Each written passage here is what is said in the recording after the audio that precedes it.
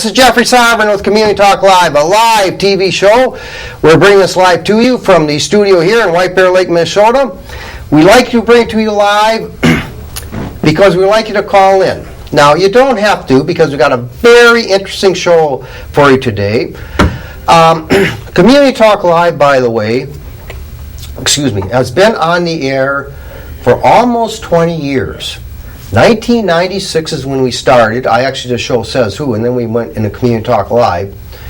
And only about 3 or 4 years after that, 1998, we learned of the Shakespeare Theater. Very interesting theater. Only do Shakespeare plays. They do in the summertime. And we had a gentleman now called George Wade. George Wade, I really respect him. We had a lot of calls with him. He's just very fascinating, intellectual and smart person, very dedicated.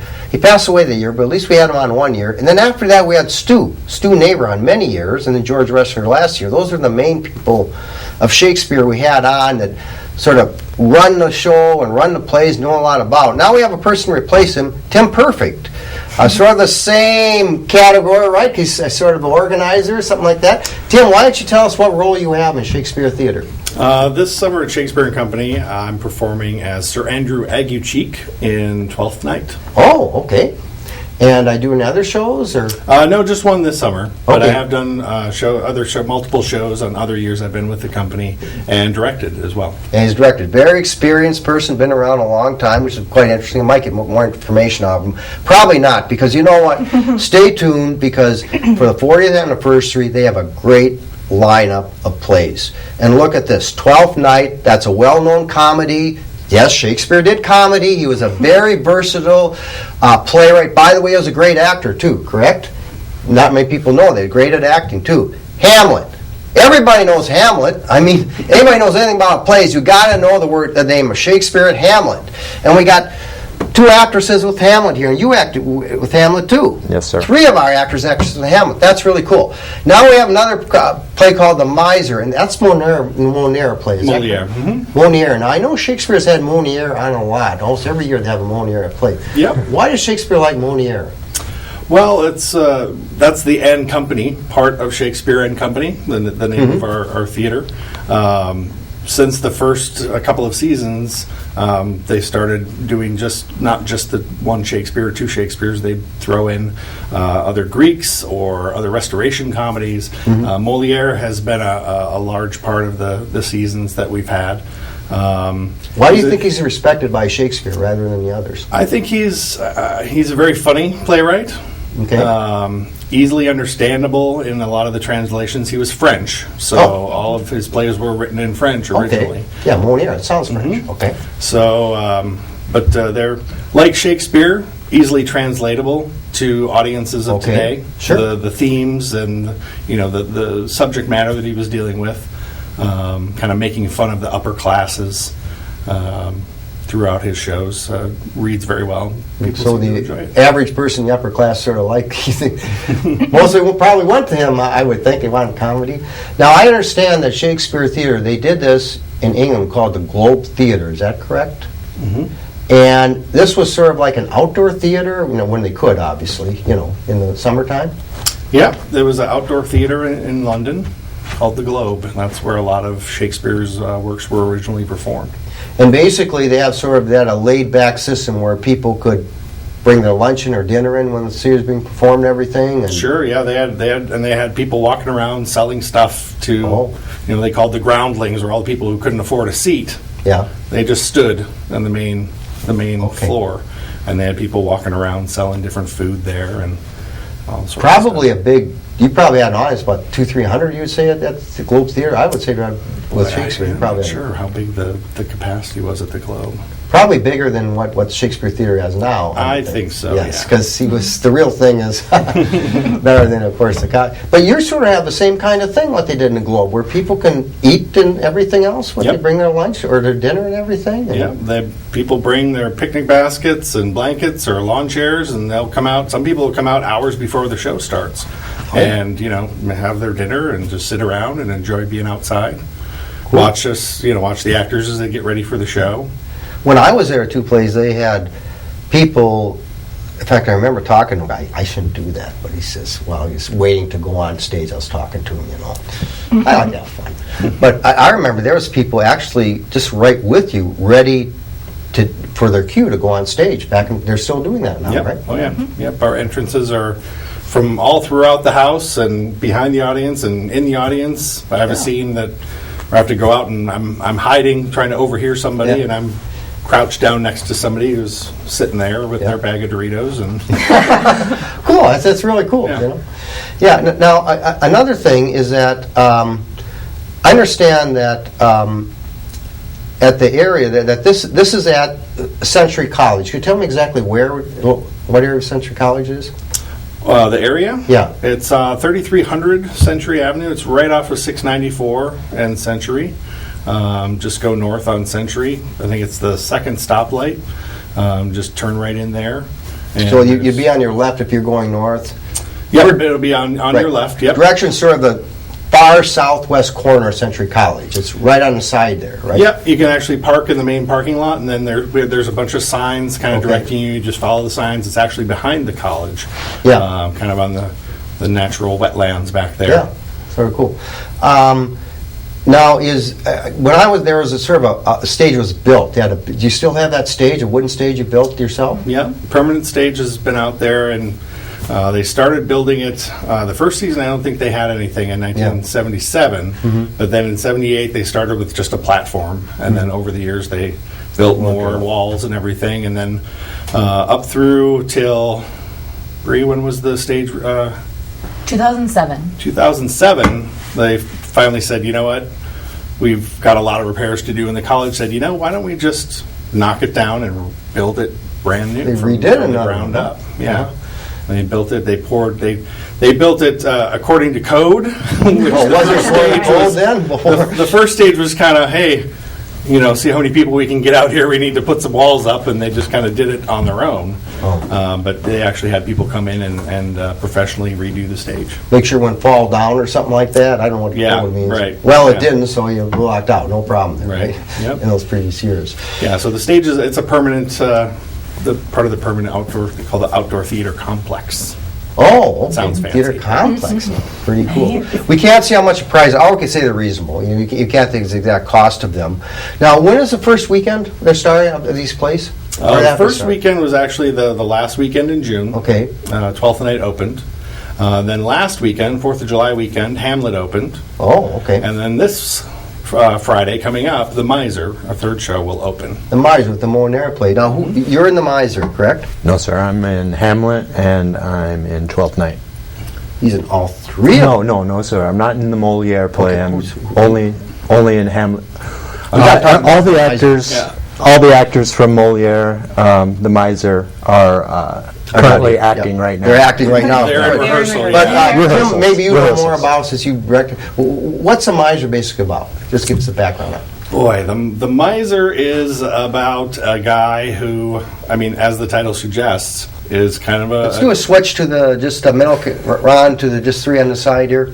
Okay, keep going. kind of a cheapskate, and he falls in love with someone, but he doesn't want to spend any money, and I don't want to give too much away, but his son also falls in love with someone, and there's a conflict that happens, and the interesting part of the show this season, the director Jeff Altier has not set the play in a traditional time period.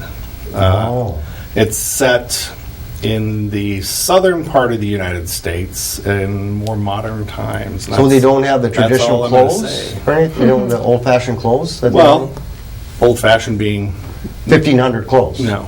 Oh, they don't have that. Okay. No, That's sort of- it's much more modern than that. Okay. So the comedy, is it like a slapstick kind of comedy or just comedy about the scene? All kinds of comedy. I think it's all different kinds. There's slapstick, there's, jokes and lots of running around and general merriment. Any singing? Any singing at all? Or? Boy, I'm not sure. Yeah. Looks like it's mainly comedy. kind of stuff. Yeah. Ah, that's a fun play. The Miser.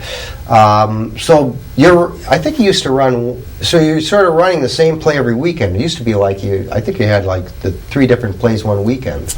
Yeah, well, the first weekend of the season, the last weekend in June, the first show will open, and that's the only performances. Then last weekend when we did Hamlet, Hamlet was on Friday, and then Twelfth Night was on Saturday, and Hamlet was again on Sunday. Yeah. This Friday, the Miser will open. Saturday will be Hamlet, and then the Miser again on Sunday.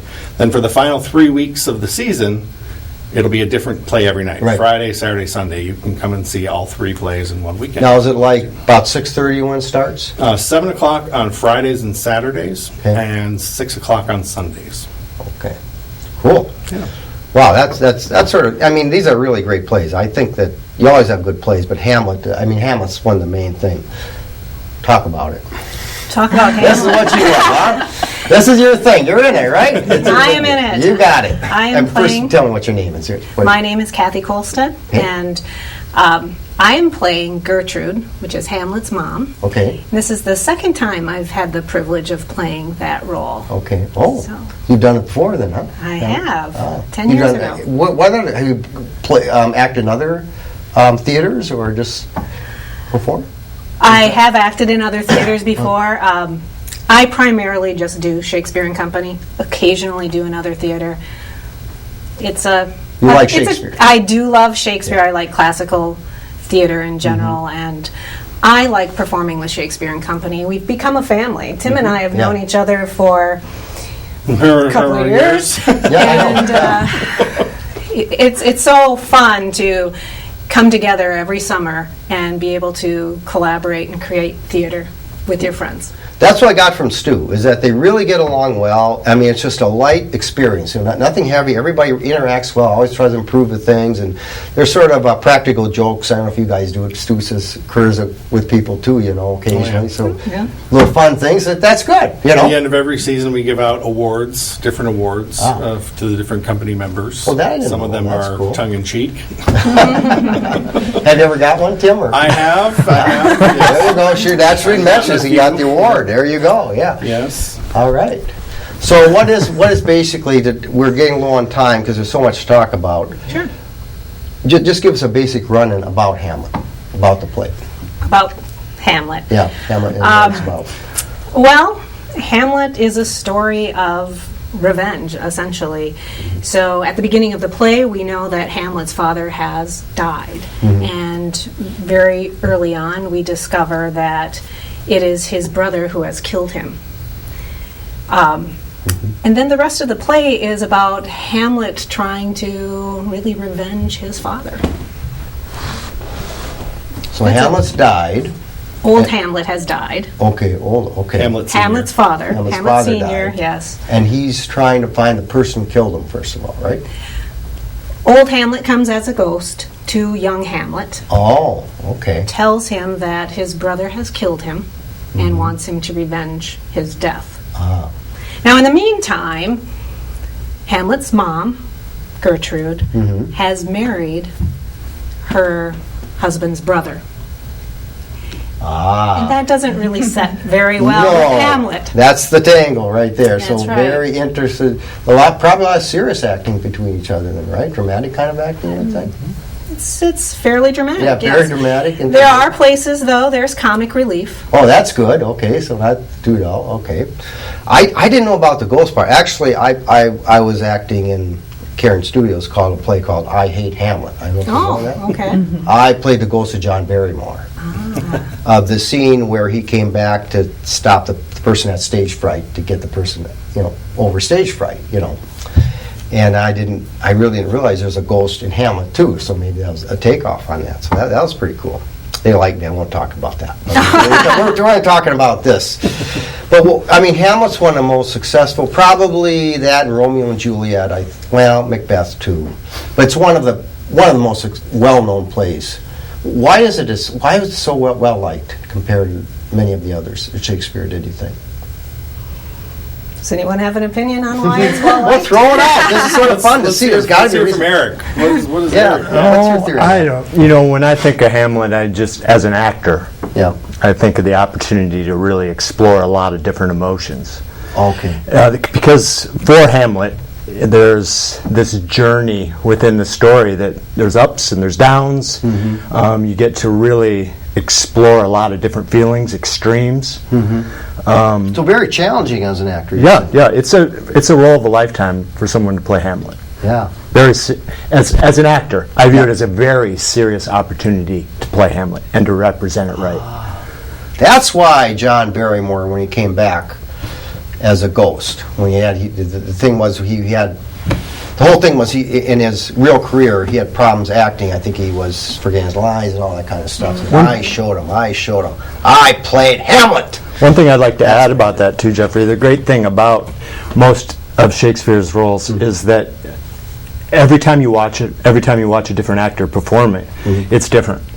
So you can see a Hamlet done by Mel Gibson, but see just as valid of an interpretation done by Austin here on our stage. So you're saying different actors will actually project, they're supposed to project the same emotion, but they sort of do it in a different way because of the character of the actor? It's a combination of the literature and the actor and his own experiences. Yeah. And I think that's what's... So with Hamlet, there's this great opportunity to express yourself. Yeah. Yeah. I love that. I did the Barrymore thing. There's a really deep emotions feeling. I think that's really interesting to do that. Hopefully we can have somebody do a monologue of Hamlet later on the show. You think that might be possible? Well, I'm not playing Hamlet. So glad we have these two. I imagine that we probably could find a lovely lady to do that. Ah, yes. Well, here's a lovely lady left of me, and introduce yourself and tell me what you... My name is Brianna Skoranek. Okay. I am actually George Ressler's daughter, and I am his stage manager. Oh, okay. And so I've been stage managing out there for the past, I want to say 6 seasons. George is the artistic director. And George has been around almost as long as George Wade. Yeah, my parents started out there in '84. Yep. And so I've been out there since '87. Okay. Yeah. So you work with Stu, too, because Stu's... Yeah, I've worked with Stu. Yep. And you're stage manager of all these 3, right? No, this year I'm just doing 1. I usually have been doing 2 different shows. Okay. But this year I'm just doing Hamlet. Okay. You've done other things, though, as well, right? Yeah. You've acted in some? I have acted. She's acted. I love your story when you were a child, too. Your first experience. When I was a child and I was bugging my mother in the costume shop because she costumes for my dad. My first job out there was a pin picker-upper, and so they gave me a magnet, and I would just crawl around on the floor and pick up all the pins for 5 cents a pin. And then I got to, help in the ticket booth and paint signs, and then now I get to tell people what to do. Let's get the words back on there, Ron. Now, so again, there's all the information. Shakespeare Company, it's our 4th anniversary. The bottom left there, okay, that's our website. We'll leave it on for about 2-3 minutes. You can write it down. And then those are the 3 plays. That's our call number. Still want to call in. These are wonderful, brilliant actors and stage managers. People who answer wonderful questions for you. This is your opportunity to talk to really good actors. Shakespeare, like Lakeshore, it's just a class act. That's why we have them on. Every year they're a class act. So, and again, the last weekend in August is? No, the season runs through the first weekend in August. First weekend in August. Friday, Saturday, Sunday. Yep. Check the website. You get all the information right there. And all that information. Tickets and everything. It's just a wonderful, fun time. You ever been rained out? We have. We've been tornadoed out and rained out and all sorts of stuff. You take a chance. If the weather's okay, they'll put it on, right? Well, if it's only drizzling, we'll go in the rain. Yeah, a little bit, but a thunderstorm, but hopefully it won't happen. We've been lucky. You've been lucky, yeah. Things have always worked out good. So what has been your favorite? You got a favorite play for stage manager or anything you've worked on? Oh. That's interesting. From a stage manager perspective, what's the easiest? Well, because I'm like the right hand woman, I guess, of the director, so I kind of get to see everything. And I would say this one's probably doing Hamlet's probably the most challenging. Yep. But I think my favorite show and one that I would love to stage manage would be Much Ado About Nothing. And that's my favorite. Is that Shakespeare? Yep, and we've done that. What year was that, Tim? The last time we did it was 2009. Yeah. Oh, guys, remember. And so, yeah. Well, let's get some acting going here, huh? Come on. All right. Can you do a monologue of Hamlet? Well, I can't do one of Hamlet's monologues, but Oh. I have a monologue that is very uplifting, I would say. Okay. All right. Is this from 12th Night or what? This is from Hamlet. Oh, it is Hamlet. And it's okay. actually... That's all I care about. It's from the best play. I think it's the most popular play. It may not be the best, but almost everybody knows Hamlet. So describe, please. Okay, so my monologue is actually describing the death of Ophelia. So Ophelia is Hamlet's love interest in the play. And was she murdered, or was it a natural thing? It's an accident. Well, that's not too bad. At least not a murder, you know. not a Not murder. all these people getting murdering. Okay, now why don't you take your mic off, and you can Okay. stand right in between these mics so you can move around as much as you want. All right. And we're going to have number 12 and 13, the boom mics turned up, Ron. Those are turned up totally, so she can do it. And here we go. Point out this is for the dress that she wears that in the show as well, that we brought along with some swords and stuff. Yes, and here we go. that's my court dress. She'll introduce the role you have in about this, and then, Okay. yes. Again, I'm playing Gertrude in Hamlet at Shakespeare Company this summer, and the monologue that I'm going to be doing now is describing the death of Ophelia. Here we go. There's a willow, grows aslant a brook, that shows his hoar leaves in the glassy stream. There with fantastic garlands did she come, of crowflowers, nettles, daisies, and long purples that liberal shepherds give a grosser name, but our cold maids do dead men's fingers call them. There, on the pendant boughs, her coronet weeds clamoring to hang, an envious sliver broke when down her weedy trophies and herself fell in the weeping brook. Her clothes spread wide and, mermaid-like, a while they bore her up, at which time she chanted snatches of old tunes, as one incapable of her own distress, or like a creature native and endued unto that element. But long it could not be, till that her garments, heavy with their drink, pulled the poor wretch from her melodious lay to muddy death.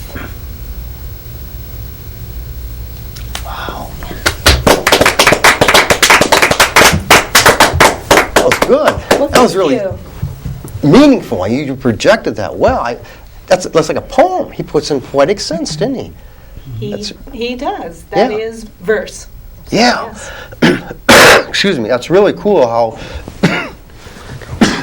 Yep. Wait for. I'm sorry. Wait for your mic. Get back in here, wherever it was. Right down there, right on the floor. Oh. Tim can get it. Maybe Tim can get it here. That was nice. That'd be bad. But you know what really gets me? Okay, I'll just express, since I got my opportunity to talk right now, of just a basic act. Shakespeare expanded this to about every emotion and expressed this in so many words, trying to project the feelings of that he tried to project in the show, like a story almost. You can say, well, the person's murdered, they're killed, their life was ended, it's just gone away. But no, he really, in many words, he projected a person's feelings, which is really, He has incredible. very beautiful and vivid language. yeah, vivid. That's really, in fact, I think that's why Stu liked Shakespeare, because he was real. He really, that's why he said it was so great. We always have what's the big deal about Shakespeare? He was so great bringing out the real, true feelings of people.